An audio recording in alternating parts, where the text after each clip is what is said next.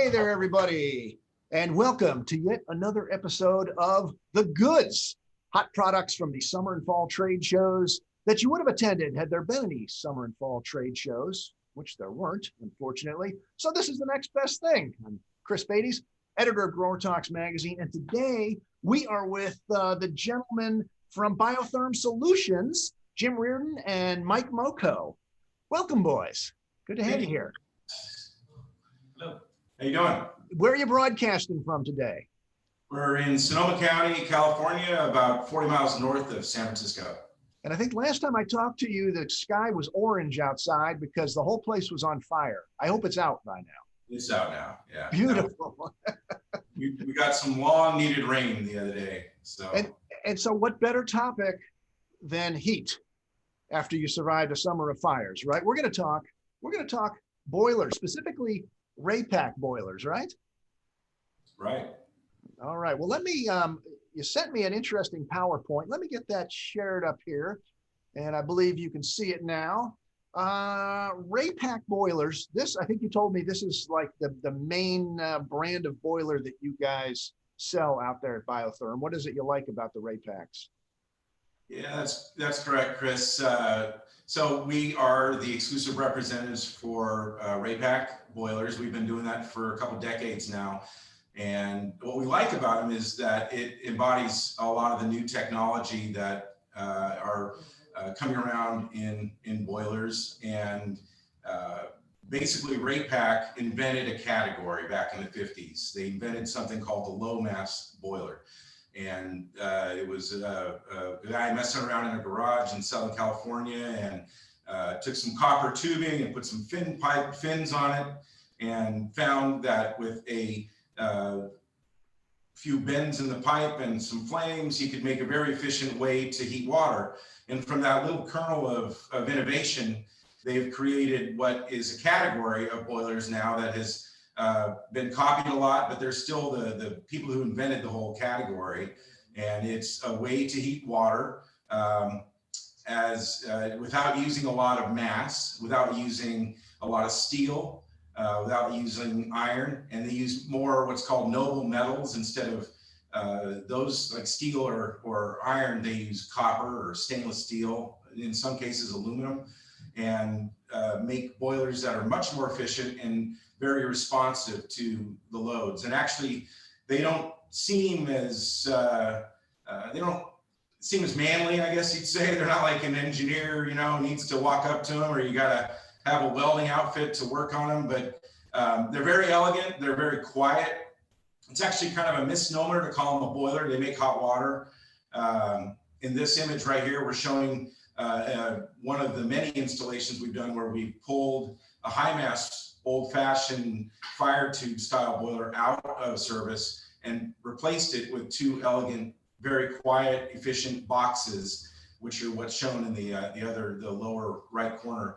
That's exactly the same boiler room, just using the new technology, which changes the efficiency from what was in the mid 50s to up into the mid to high 90s as far as the utilization of fuel.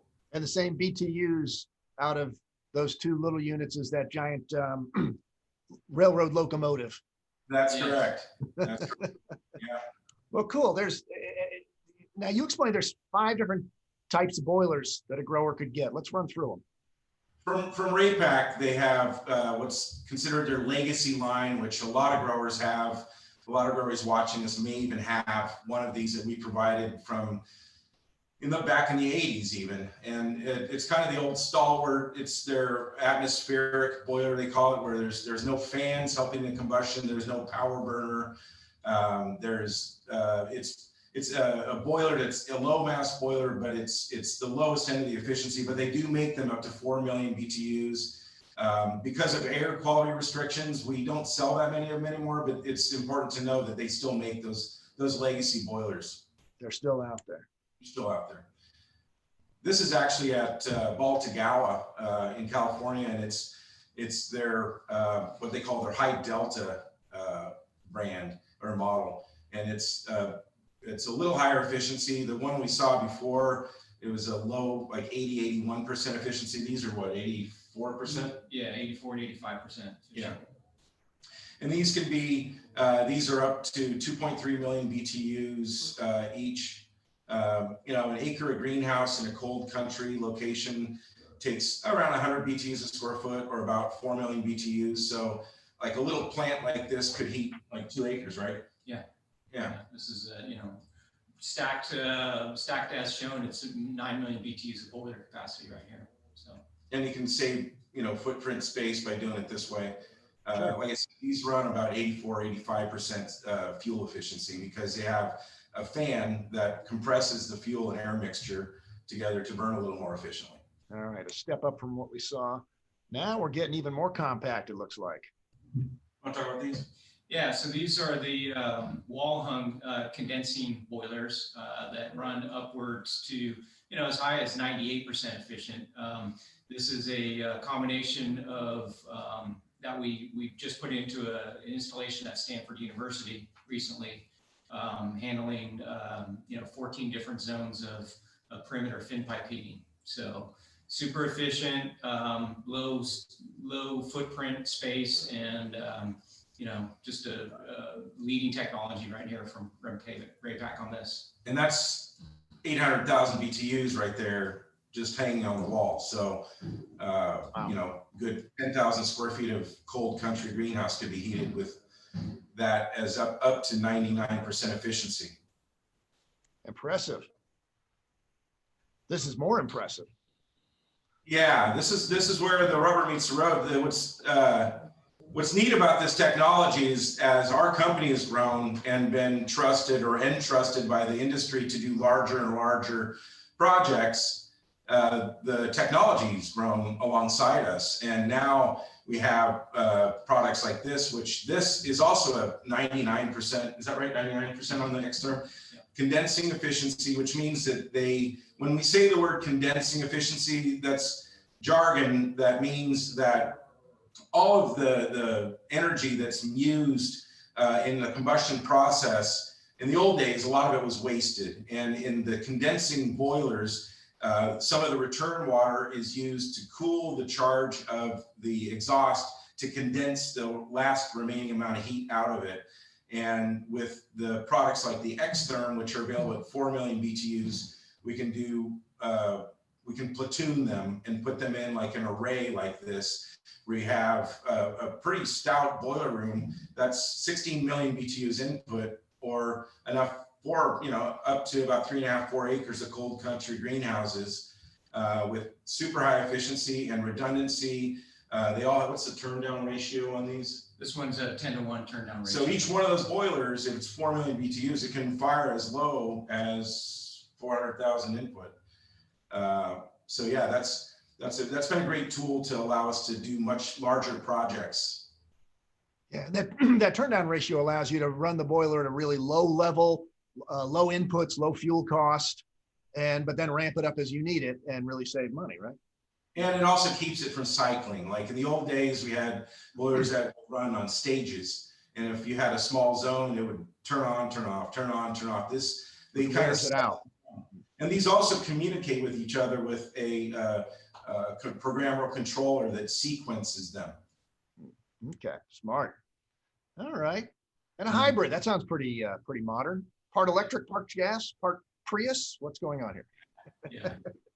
So we have a lot of systems where we might have low temperature needs, say for our radiant floor heat system, and supplemented with a snow melting system or some other type of higher temperature system. So this particular hybrid boiler system allows us to have a lead condensing boiler that turns on first and provides the highest efficiency. But when there's greater demand or there's top heat needed that requires higher water temperatures, the secondary non-condensing boiler will kick in to provide that extra level of heat required.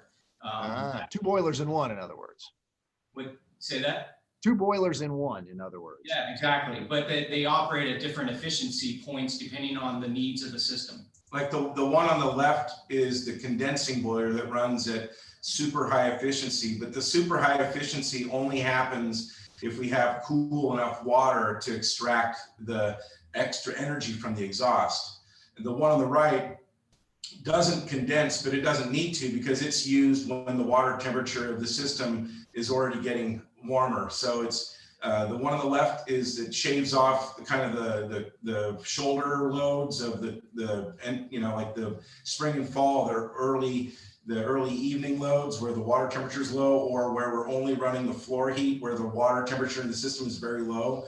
And the condensing boilers, they love the cold water. They love the cool floor heating or bench heating water temperatures because they're coming back at 110 degrees or something. And the cooler it is, the better it is for the efficiency. But you can't do that when you get really cold. You got to have some higher temperature stuff. That's where the second one comes on. And that whole system works together. The manifold on the left is all fitted together to incorporate both boilers into the same load. And those are all the pumps and the valves that manage the zones downstream. I see. So the hybrid aspect of it is really, it's two different types of boilers installed side by side. It's not Correct. One boiler that has two built into it. It's just the way you guys design the installation. We work together, that's correct. Speaking of designing the installation, this is too complicated for me, but walk us through what we're looking at here. Yeah, so this is a kind of a larger version of the same hybrid system. We're doing, in this particular system, handling up to about 280,000 square feet. We have two lead condensing boilers that are part of the overall boiler plant. And then it's those, correct. And then we have that supplemented with the 5 additional non-condensing boilers to provide, in this example here, a total of 28 million BTUs overall. The other thing that we're doing on this particular project is we're harvesting the CO2 from the lead boiler and using that for enrichment in the greenhouses. And we're also pulling from the system to do irrigation pre-warming. So. Very cool. So guys, is it a good time to upgrade your boiler system? It is, I mean, the way that it's just the same as your home or anything. I just pulled a 15-year old furnace out of my home. The new equipment with the new burner technology has made it so much better, so much more efficient, so much more reliable. We lived through a lot of the early technology of when boilers started getting more efficient and weren't very stable. We unfortunately drug a lot of growers through that process with us. But in the never-ending search of trying to extract more useful energy out of the dollars that people are spending to heat their facilities, we're finally at a point now where we're extracting, up to 99% out of them in a very stable, robust thing. It's kind of like when automobiles first came out, turbochargers, you had to take really special care of them and let them cool down. All that, there was a lot of stuff going on. But with all the electronics on board and the control systems that we can dial into and we can monitor from remote, it's gotten to be a very practical resource. And I really recommend that growers consider, even if they're if they're using unit heaters, to reconsider the way they heat the air in their facility, the way they approach heating overall. Hot water gives you, and this image here shows, it's the heart of the facility. You can do bench heating and you can do heating the perimeter. You can use our new roll and grill product that we talked about in the last goods video, Chris. You can temper your irrigation water, top heat, snow melt, floor heating, and CO2. And the good news is that Raypak now has announced that there's going to be even a larger unit. So it's a 6 million BTU, which is 150 horsepower equivalent boiler that'll be available next year. So this technology has really grown up to become something that makes a lot of sense for every grower of every size, because you can multiply their effect and you get what we like to say is a fail-soft system that's got built-in redundancy that gives a lot more flexibility than any kind of boiler system that's ever been out there before. And it doesn't cost anything just to check in with you guys to say, hey, here's what I've got now. What can you do to improve what I have? And is it worth it? You help them figure it out, right?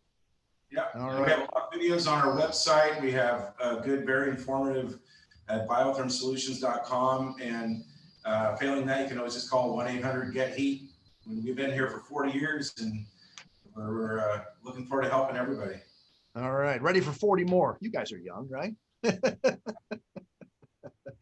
All right, well, Jim and Mike, thanks so much for the great timely heater information as we head into the depths of winter, at least here in Chicagoland. BioThermSolutions.com or 1-800-GET-HEAT. That's correct. And hook up with the guys and find out if it's time for a new heating system. All right, on behalf of Mike and Jim and everybody here at Ball Publishing, thanks for tuning into this edition of The Goods.